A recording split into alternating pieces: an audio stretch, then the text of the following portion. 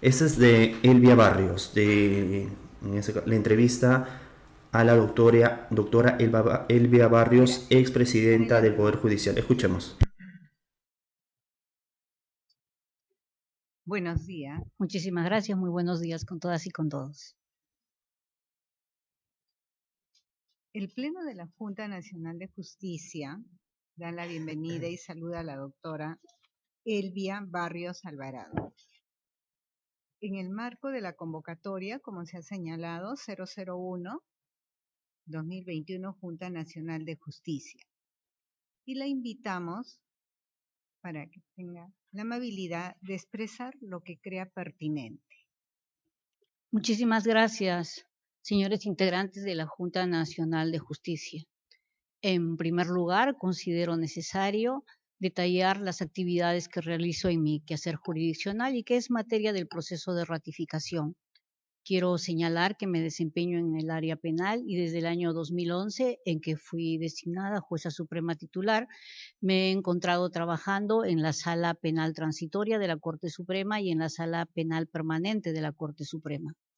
En el año 2017, en el mes de septiembre, fui cambiada a la Sala Constitucional a ver temas previsionales, de suerte tal que tuve que inmiscuirme en un área que no era mi especialidad. Y estuve así hasta el mes de agosto del año 2018, en que regresé a la Sala Penal Permanente.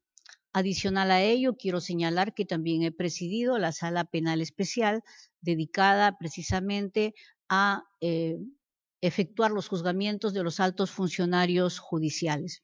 Dentro de todo este interregno, lo que he hecho es desempeñar mis labores con solvencia, precisamente con detalle, porque quiero señalar que las causas penales son muy complejas de resolver.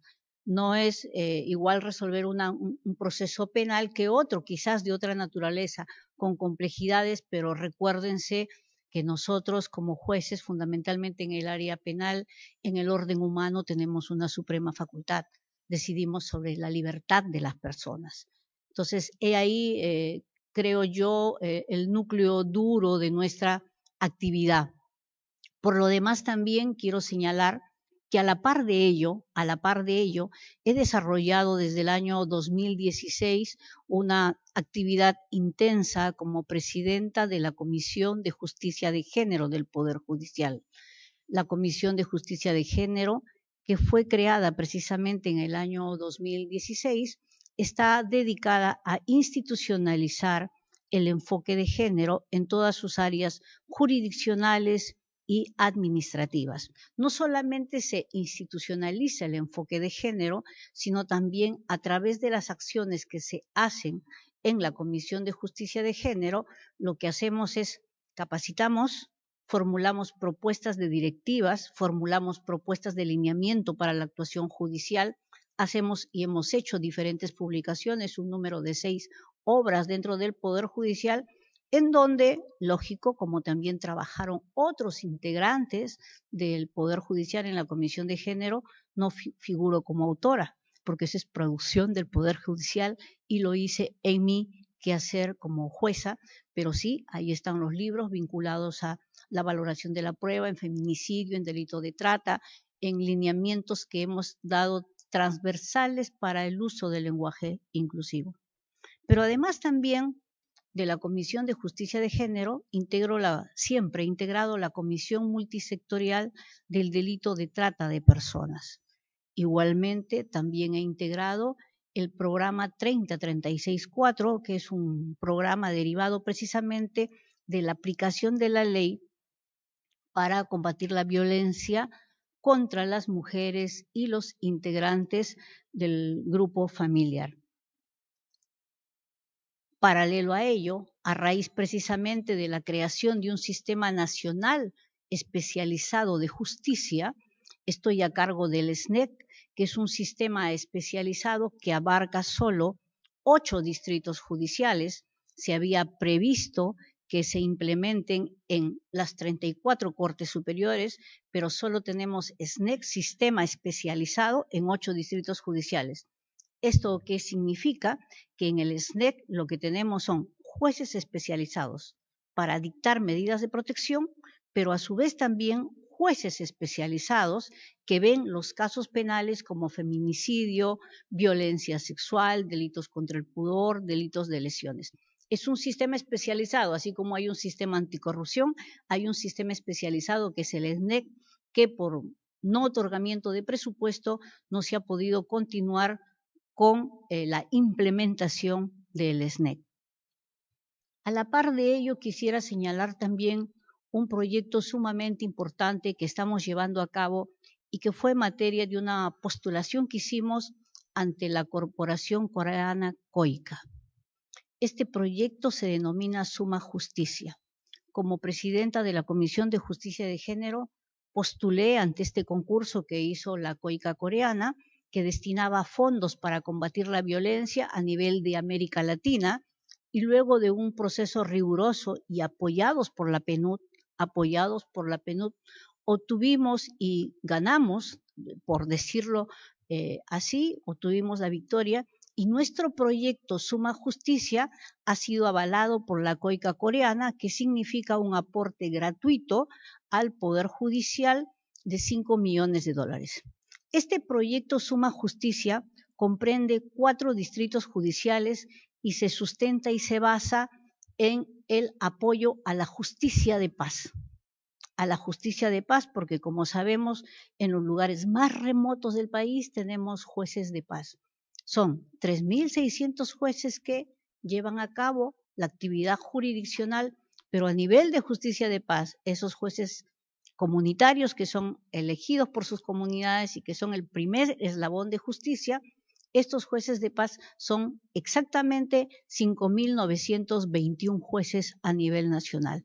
Este proyecto va a beneficiar a 1.200 jueces de paz, que comprende este proyecto Suma Justicia, el más importante que hemos hecho para potenciar la justicia de paz.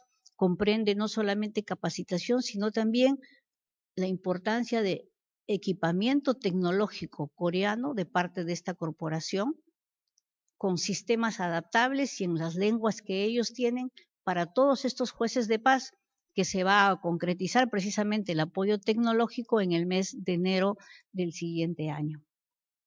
Independientemente de la labor jurisdiccional y que dirijo todos estos programas, también he participado activamente en los acuerdos plenarios.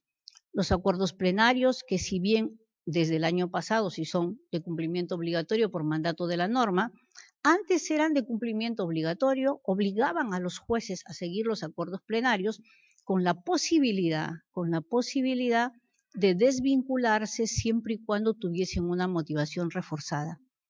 Pero queremos señalar que las salas penales que llevamos a cabo esto, que por cierto quien orienta y guía es el doctor César San Martín, que implementó, cumplen un rol fundamental en la emisión de los acuerdos plenarios, porque no solamente participa la comunidad jurídica, la sociedad civil, para el planteamiento de los problemas interpretativos que hay de la norma en el ámbito penal, también participamos todos los jueces penales y también el Ministerio Público es invitado.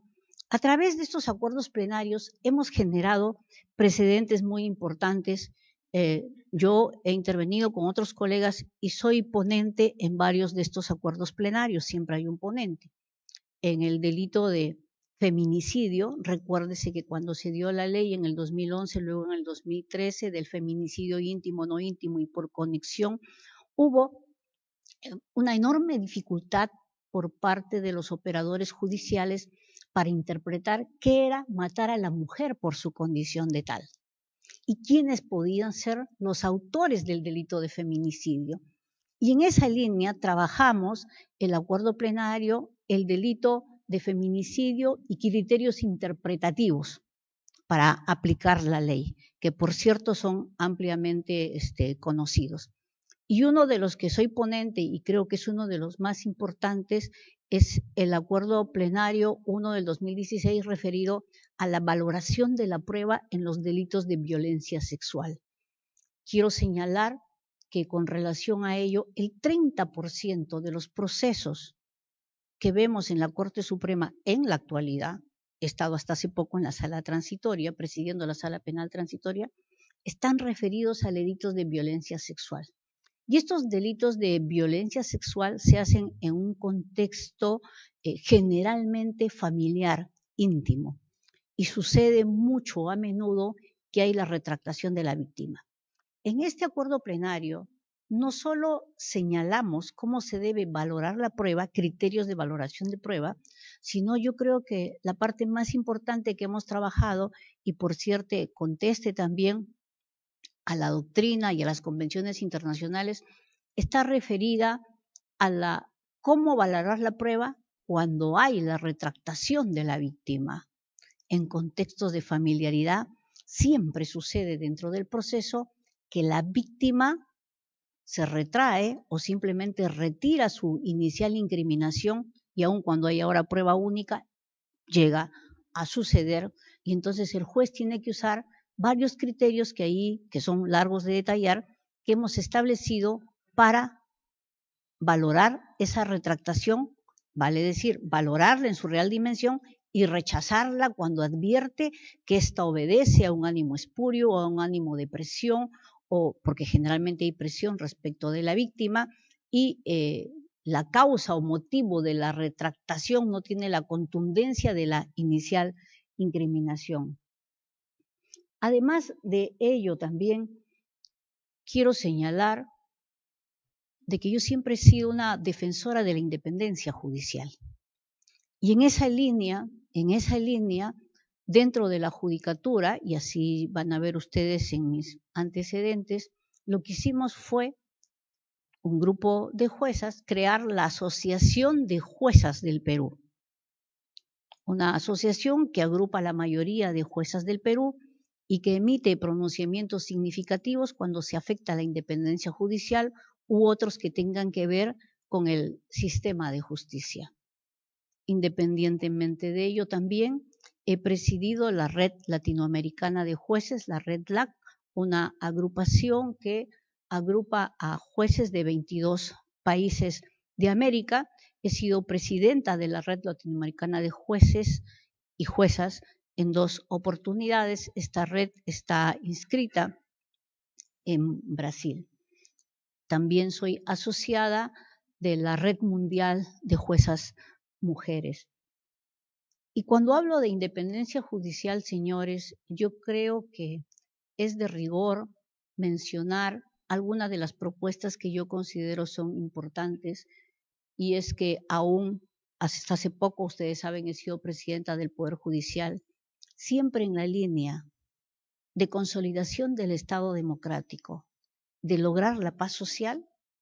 Lo que hice fue solicitar y convocar a Consejo de Estado, algo que yo particularmente considero ahora debería hacerse.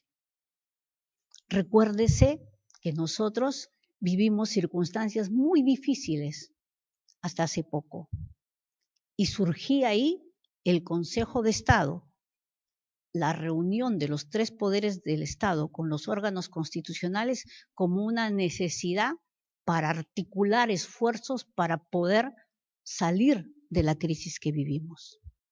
Hoy, nuestro sistema judicial, claro que también se ve afectada por esa crisis.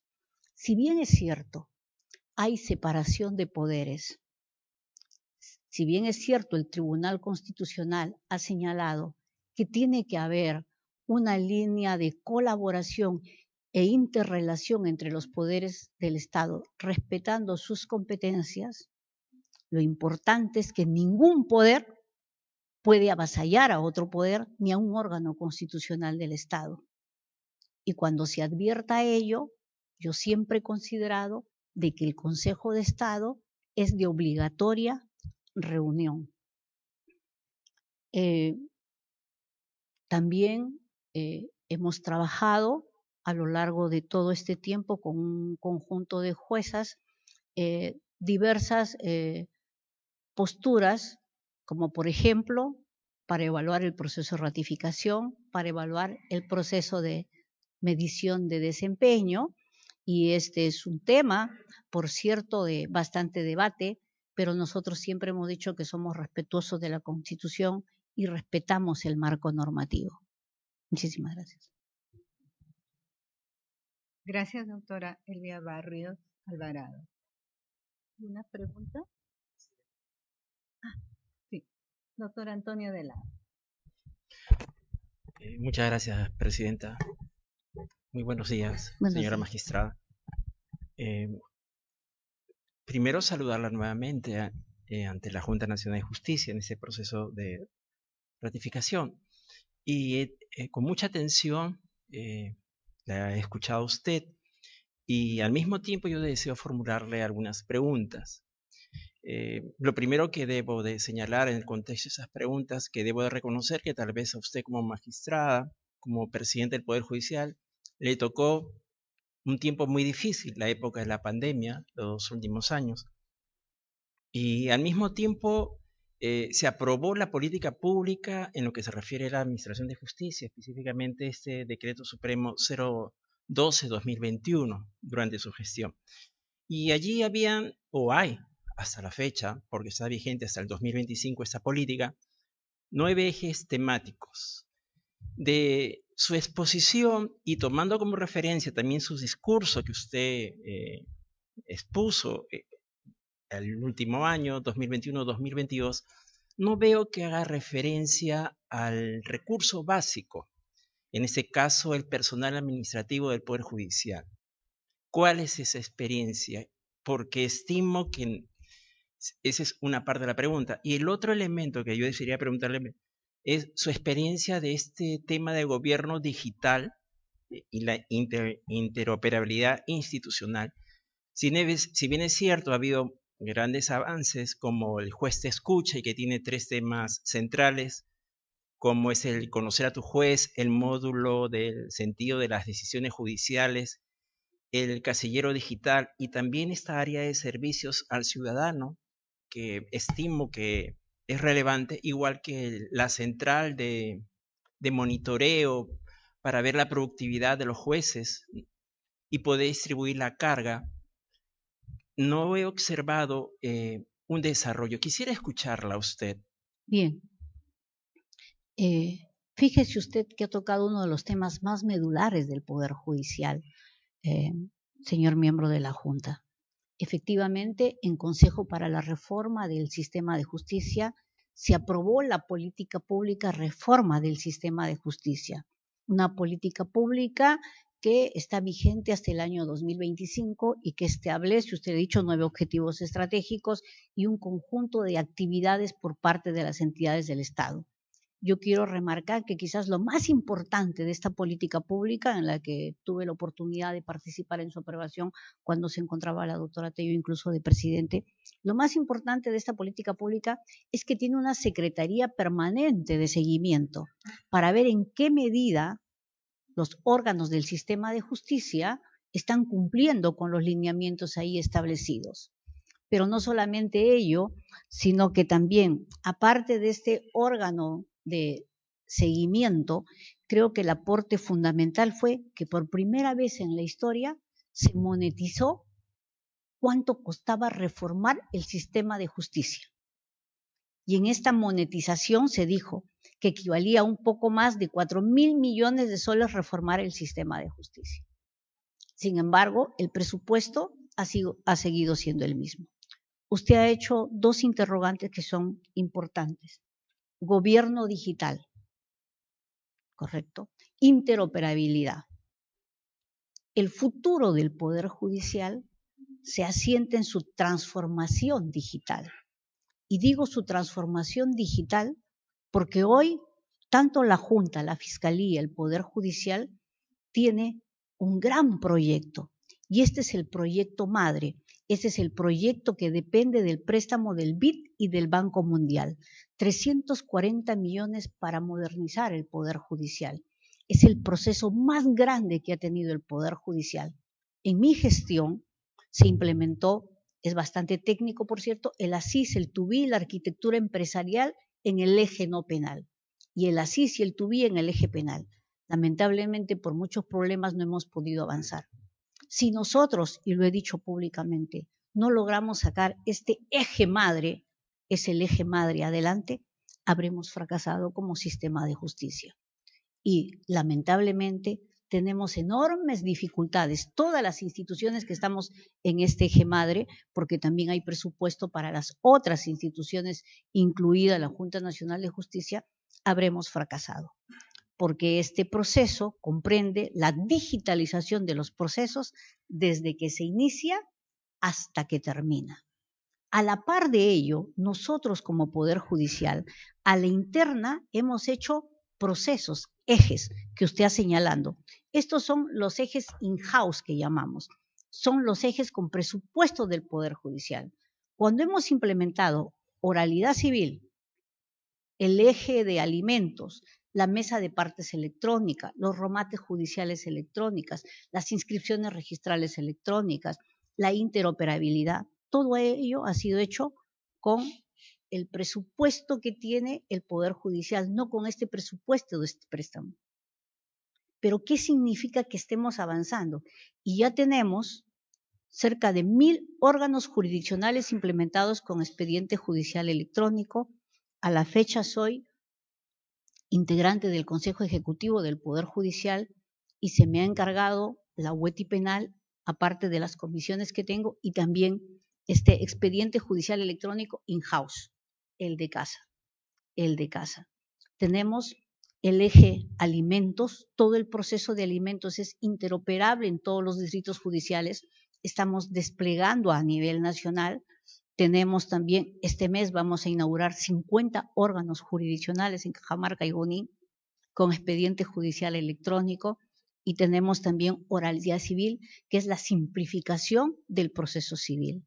Por eso es que el destino del Poder Judicial está en la transformación digital, porque permite transparencia, combatir la corrupción, resolver en términos de eficacia y de celeridad.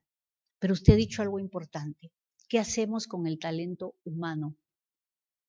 El personal, el problema laboral que tenemos.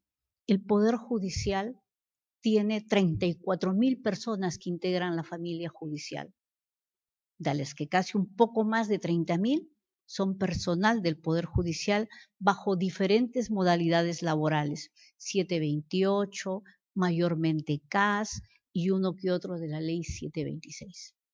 Entonces, ahí tenemos un gran problema, y el problema se asienta porque además teníamos hasta el año pasado 53 sindicatos judiciales y 5 federaciones nacionales, el número más grande de trabajadores con licencia sindical. Lógicamente, por los salarios de los trabajadores, conseguimos el año pasado presupuesto, y este año los trabajadores del decreto 728 han recibido el pago de la tercera escala remunerativa, que por cierto eso ha bajado la tensión entre nosotros.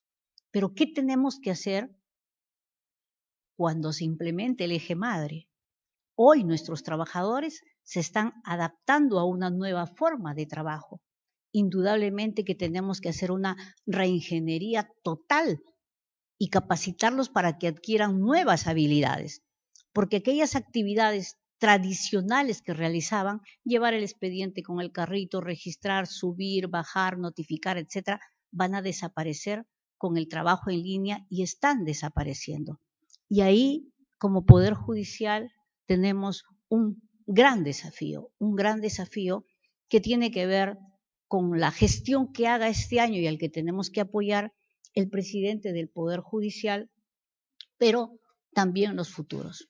Pero acá tenemos algo importante y que es algo que pienso trabajar desde donde esté, por cierto, desde donde esté, y hay algo que quizás por falta de comunicación, por falta de presupuesto para la publicidad, no nos hemos dado cuenta.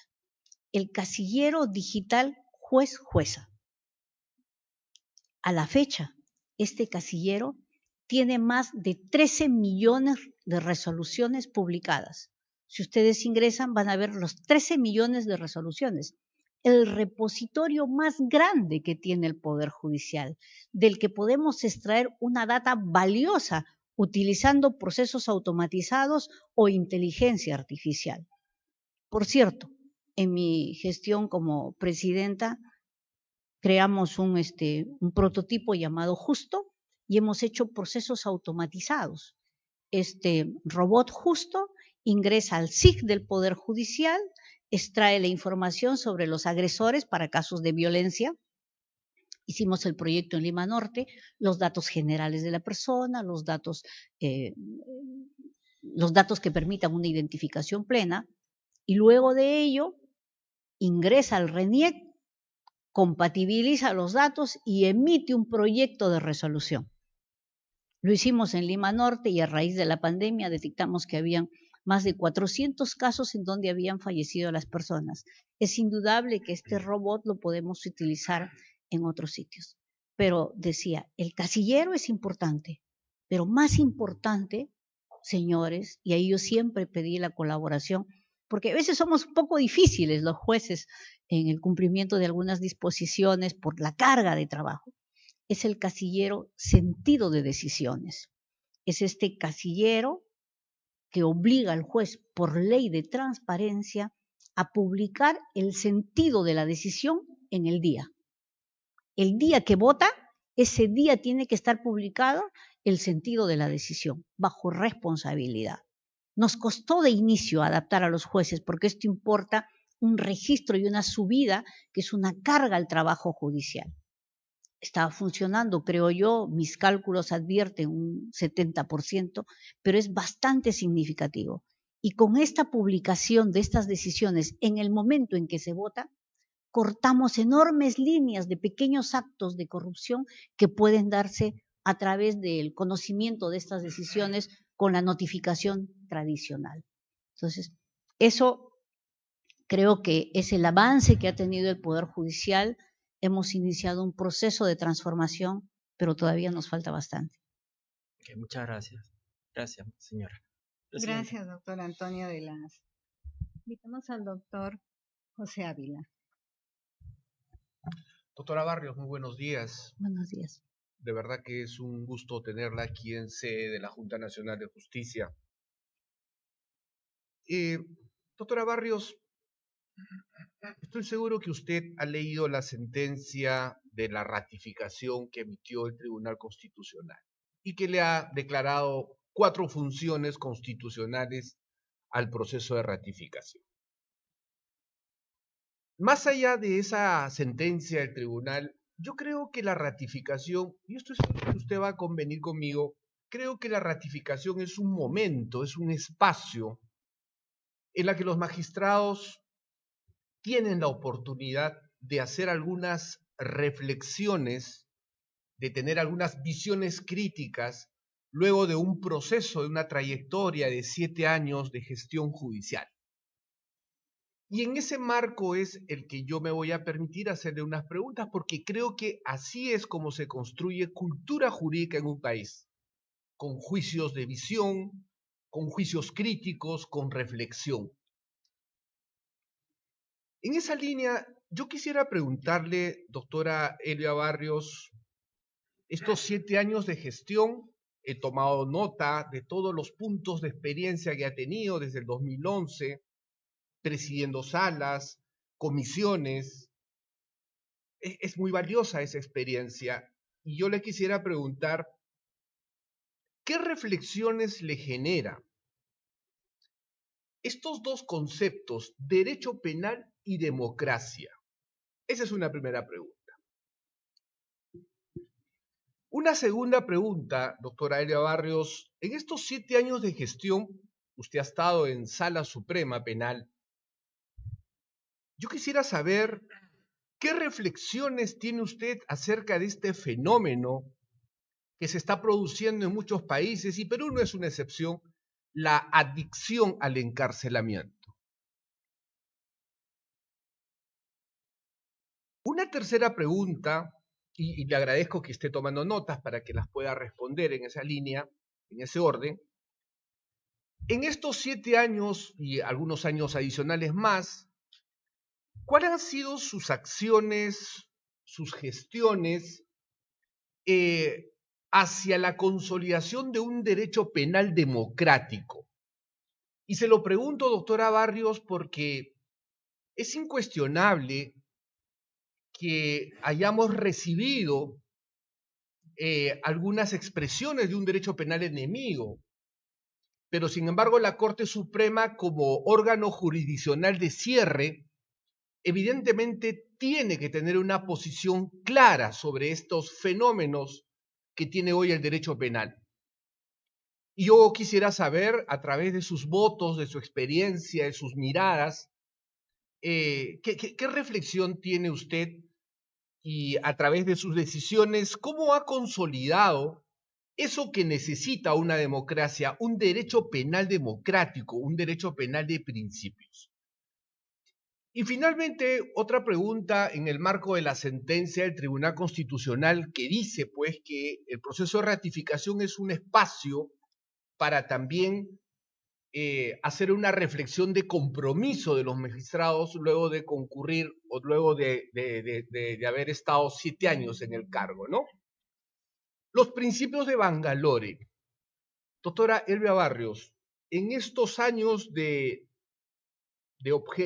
motivo de la ratificación, usted, en su condición de jueza suprema, ¿qué acciones, qué movimientos, qué propuestas ha tenido usted para que estos principios de Bangalore cada día impacten más en la función judicial? Lograr que sea el ADN de la función judicial. Estos 6 principios valiosos de oro, ¿cómo usted, a través de qué evidencias usted los ha potenciado, los ha vivenciado, ¿no? Entonces yo tengo esas preguntas y le agradezco que haya tomado nota, porque así es como yo en lo personal entiendo un proceso de ratificación. Creo que es un momento para que los jueces hagan un acto de reflexión, un acto de visión crítica. Eso es lo que quiere el país. Gracias. Bien, muchísimas gracias por su pregunta, sumamente interesantes y amplias, por cierto. Bien, el derecho penal como método alternativo de resolución de conflictos es un derecho penal que debe intervenir como última ratio. Es el derecho penal, lógicamente, al afectar sensiblemente bienes jurídicos, tiene que intervenir ahí cuando las otras disciplinas jurídicas no puedan solucionar el conflicto. De ahí su denominación de derecho penal de última ratio. ¿Qué importancia tiene el derecho penal? Es importante porque protege los bienes jurídicos más importantes, no solo la lesión del bien jurídico, sino la probable afectación a un bien jurídico considerado valioso para la sociedad. A través del derecho penal y respetando dentro del derecho penal las garantías debidas, el debido proceso, fortalecemos la democracia. Un poder judicial legitimado en sus decisiones judiciales, qué duda cabe que no solo fortalece la democracia, sino el Estado de Derecho. Porque el último bastión que tiene cualquier ciudadano para recurrir ante la afectación de cualquiera de sus derechos es ir al Poder Judicial para buscar justicia jurisdiccional o constitucional. Y en este caso, el derecho penal, como método alternativo de resolución de conflictos, debe ser la última razón para intervenir en el individuo. Sin embargo, usted lo ha dicho, la inseguridad ciudadana genera que se tomen medidas drásticas y que se sobrecriminalice un conjunto de comportamientos, de suerte tal que en el ordenamiento jurídico hoy, por ejemplo, si usted tiene para el delito de homicidio una pena privativa de libertad de 6 a 20 años, va a darse cuenta que si roba un celular puede ir hasta 30 años privado de libertad. Entonces, ¿qué cosa está haciendo el legislador? No está mensurando debidamente la pena a imponerse. Y aquí surge ese conflicto doctrinario que hay sobre un derecho garantista versus el derecho penal del enemigo. ¿Qué queremos aplicar? Lo cierto es que siempre, para legitimarnos, tenemos que imponer penas que estén reguladas, que sean proporcionales, que sean razonables y proporcionales a la afectación al bien jurídico y respetando el marco normativo. Una enorme dificultad para nosotros los jueces, fíjense, en materia penal, donde a veces en algunos casos tenemos como pena tasada la cadena perpetua. La cadena perpetua. Yo creo que el legislador debe, en las circunstancias actuales, hacer un reviraje, sobre todo ahora que el Tribunal Constitucional ha declarado mediante una sentencia el estado de las cosas inconstitucional en los centros penitenciarios. Mire a dónde hemos llegado. Ya en el año 2017 se había declarado en emergencia el sistema penitenciario. Y hoy, sin embargo, el Tribunal Constitucional le está dando 5 años de plazo al Ejecutivo para el deshacinamiento de los penales. Y qué contradicción, ¿no? Deshacinamiento de los penales versus sobrecriminalización de los comportamientos, versus limitación de los beneficios penitenciarios, libertad vigilada, condena condicional. Por un lado, endurecemos las penas y por otro lado decimos, oiga, deshacine los establecimientos penales, que son pocos, por cierto, y donde tenemos más de 100.000 personas privadas de libertad, el 40% de ellos, por cierto, presos, ¿no? Privados con prisión preventiva. ¿Qué tenemos que hacer?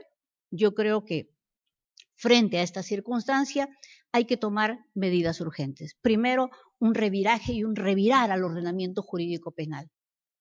En segundo lugar, creo también que es necesario utilizar las penas alternativas. No todo tiene que ser prisión preventiva. Las penas alternativas de trabajo comunitario para los delitos de menos lesividad. Y también hay otra cosa importante que está previsto en la norma y no se aplica, que es la utilización de los grilletes electrónicos, que puede ser una buena alternativa para algunos casos en donde no haya un grave riesgo de peligro procesal. Entonces, los grilletes electrónicos son una alternativa. Claro, yo me proyecto, disculpen, hacia el futuro y yo digo que en el futuro, cuando todo esté tecnologizado, cuando haya inteligencia artificial, cuando tengamos todo, quizás ya no sean necesarias las cárceles, ¿no? Porque puedes tener a una persona dentro de su recinto domiciliario encerrado, controlado, tecnológicamente hablando. Pero hay que hacer un conjunto de modificaciones en ese sentido, pero no, lógicamente, en el tema judicial, nosotros tendremos que empezar a revisar nuestras reglas que hemos hecho para detectar la prisión preventiva y evaluar, y para eso importan mucho los datos, reevaluar todos aquellos casos, para eso tenemos el casillero sentido de decisión judicial, en que nuestros jueces, ¿por qué están dictando prisión preventiva? Si está de acuerdo a los márgenes establecidos en la norma o si hay, como se dice, un populismo de enviar a las personas a las cárceles o en estricto, en todos los casos, obedecen a las reglas establecidas en el Código Procesal Penal. La segunda, creo que con esa fue la primera y la segunda pregunta que me hizo. Y sobre la reflexión, dígame si me he olvidado algo, he escrito demasiado rápido que no, permítame. No, sí, la pregunta es, la lectura. Doctora Barrios, durante su... Lo del código. Sí, durante su gestión, cuando estuvo en la Corte Suprema, la orientación de las decisiones, ¿cómo ayudó a la concepción de un derecho penal democrático? Hay algunas sentencias donde ha establecido algunos elementos para configurar un derecho penal democrático. Sí, siempre, fundamentalmente más en los acuerdos plenarios, porque en los acuerdos plenarios siempre en la exposición de motivos fundamentamos ello y ello luego se trasunta en nuestras decisiones judiciales. Pero recuérdense también, señores magistrados, fíjense que en el ámbito penal, hablo de la sala penal transitoria donde he estado, todos los días se ven 20 procesos. Cada juez supremo debe llevar 4 casos diarios, dar cuenta. Y no tenemos personal. Teníamos un equipo de descarga que se implementó en mi gestión y de digitalización que lamentablemente no pudo continuar y entonces carecemos de personal, pero también personal muchas veces con habilidades y competencias necesarias para servir de apoyo en la Corte Suprema porque las remuneraciones no son muy atractivas. Entonces, esa también es una debilidad dentro del sistema de justicia. Usted me ha hablado sobre la reflexión del Código de Bangalore, indudablemente. Yo creo no solamente el Código de Bangalore, doctor, sino también hay que tener el antecedente del Código de Ética iberoamericano, y algo para mí más importante, porque creo que es más completo incluso que el Código de Bangalore, y es el Código Modelo de Ética Iberoamericano que fue realizado por la Cumbre Judicial Iberoamericana. Esa cumbre donde en este año nosotros fuimos sede de la cumbre. Y fíjense, y ahí iba, cuando hablábamos de procesos democráticos, nosotros como país postulamos, el Poder Judicial postuló el año pasado para ser Secretaría Pro Tempore. Y nuestra propuesta fue por una justicia independiente e imparcial, donde estaba también dentro de los baremos de evaluación la medición de desempeño judicial. Lógicamente, ha habido la reunión, ustedes saben, en la cumbre, no todos los supremos hemos tenido acceso, pero sí a la interna hemos reclamado por los diferentes problemas que teníamos, un pronunciamiento con relación a preservar siempre la independencia judicial. Creo que el Código de Bangalore, cuando habla de independencia, igual que los otros códigos, de imparcialidad, de integridad, de celeridad en la resolución de los conflictos, de predictibilidad en las decisiones judiciales. Estas son importantes y son aspiraciones de la sociedad, de que su juez cumpla con ello, pero también importa un compromiso de que el juez internalice eso. ¿Qué acciones hicimos? A nivel de asociación de juezas, le comento, hicimos un conjunto de actividades. Recuérdese que en mi vida Google Meet, recuérdese que en mi gestión, lamentablemente el primer y el segundo año estuvo plagado por el COVID, hubo mucho COVID, yo tuve 3 veces COVID, y felizmente a pesar de esas enormes dificultades, seguimos trabajando y avanzamos. Finalmente, doctora Barrios, que lo que pide la sentencia, un proceso de ratificación, es el compromiso del magistrado. Si nosotros le renováramos la confianza por 7 años más en el cargo de jueza suprema, en esos 7 años solo le pediría 2 políticas, 2 decisiones que serían sumamente importantes para la función jurisdiccional en el Poder Judicial. La primera, la gobernanza de datos y la interoperabilidad alineado con el expediente judicial electrónico. Tenemos enormes dificultades en la gobernanza de datos.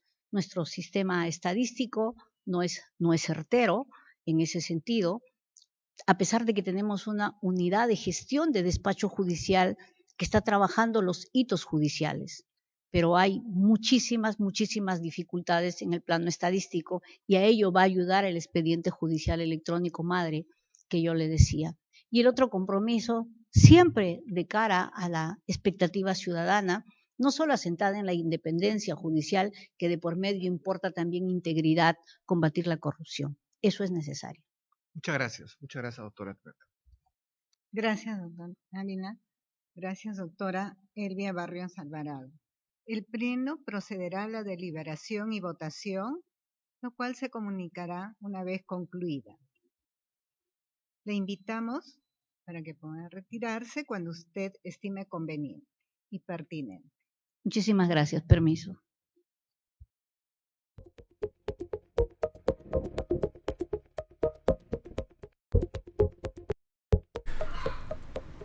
Muy bien, ya escuchamos la presentación o entrevista de la jueza Elvia Barrios, quien básicamente ha respondido frente a las preguntas, obviamente qué es lo que ha hecho en el área donde ella se encuentra y obviamente respondiendo también las preguntas de la Junta Nacional de Justicia. A diferencia de la primera entrevista que tuvo el presidente del Poder Judicial, Arévalo, aquí sí estuvieron los 7 miembros de la Junta Nacional de Justicia. En cambio, en Javier Arévalo solo había 6 miembros de la Junta Nacional de Justicia, y con la doctora Elvia Barrios solo estuvieron, ahí estuvieron los 7. Disculpen, como hubo una pequeña confusión, estaban los 7 miembros de la Junta Nacional de Justicia. También estaba Inés Tello. Bien, entonces ya escuchamos a la expresidenta del Poder Judicial. Es más, le hicieron algunas preguntas acerca de su paso por el Poder Judicial. Ella ha mencionado que en el derecho penal básicamente es la última ratio para poder resolver algunos inconvenientes o problemas o juicios, ¿no? Cuando ya todos los otros aparatos del poder judicial ya no pueden realizar o absolver o una no sé cómo decirlo, cuando se ha, bueno, en ese caso cuando se protege un bien jurídico y los otros actores del Poder Judicial ya no pueden hacer nada, como última ratio se va al poder o al derecho penal, ¿no? Recordemos que en el derecho penal ya las personas van a la cárcel propiamente dicho. También se habló acerca de los hacinamientos en la cárcel y ella misma ha mencionado que es prácticamente un discurso medio complejo, porque primero el gobierno dice que se está mandando un deshacinamiento de las cárceles, pero por el otro lado está poniendo penas más duras a diferentes actos ilícitos, ¿no? Podemos poner un ejemplo al robo de celulares, que ahora está penado hasta con 30 años, simplemente que se configuren ciertos aspectos, ¿no? O sea, que haya motos, un robo, ¿no? Bueno, igual eso está en el Código Penal, si mal no recuerdo, en el 189 del Código Penal. Bien, entonces con opción a equivocarme, disculpen, igual ustedes pueden revisarlo en el Código Penal. Además, también ha mencionado que 40% de más de 100.000 personas presas, prácticamente, según las palabras, lo estoy citando, de la doctora Elvia Barrios, 40% está con prisión preventiva. Lo que ella está mencionando es mejor que se utilicen los grilletes electrónicos, además también de que en un futuro espera que ya no haya cárceles, ¿no? Entonces básicamente que las personas estén detenidas en su lugar de domicilio o el lugar donde ellos se encuentren, ¿no? También ha mencionado que probablemente puede ser por el populismo de los jueces de enviar a la cárcel y no buscar otra medida menos gravosa, como pueden ser los grilletes electrónicos. Pero si hacemos un comparativo, ya lo dijo el jefe del INPE, los grilletes electrónicos nos cuestan a todos los peruanos 1.300 soles mensuales, palabras textuales, y 900 soles son los que nos cuestan las personas que están presos en las diferentes cárceles, ¿no? Así que habría que evaluar si conviene o no ese gasto adicional de 400 soles más para que las personas estén con grillete electrónico. Bien, entonces esta ha sido la presentación de Elvia Barrios, y para los que se preguntan, ha sido aprobada por unanimidad, o mejor dicho, ha sido ratificada. Recordemos que este es un video del día del 30 de octubre del año 2023. Simplemente estamos transmitiendo este en vivo para conocer cómo ellos han respondido frente a la Junta Nacional de Justicia.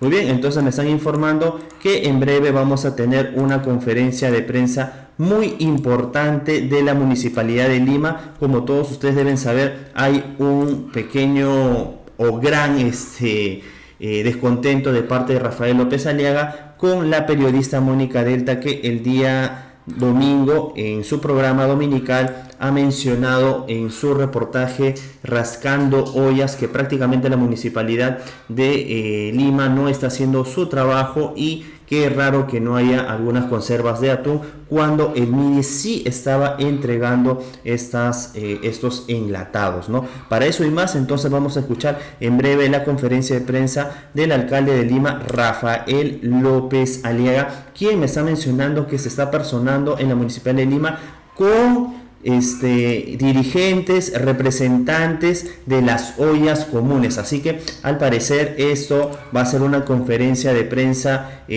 muy importante. Además, probablemente va a responder a a la denuncia prácticamente del programa dominical que es representada por Mónica Delta, una periodista de amplia data, de amplia trayectoria. Así que vamos a en breve, en unos 30 segundos o un minuto, simplemente vamos a trasladar el link para poder en ese caso tener esta conferencia de prensa de Rafael López Aliaga. Bien, entonces simplemente quédense ahí conectados un par de segundos para ya estar en esta conferencia de prensa tan importante.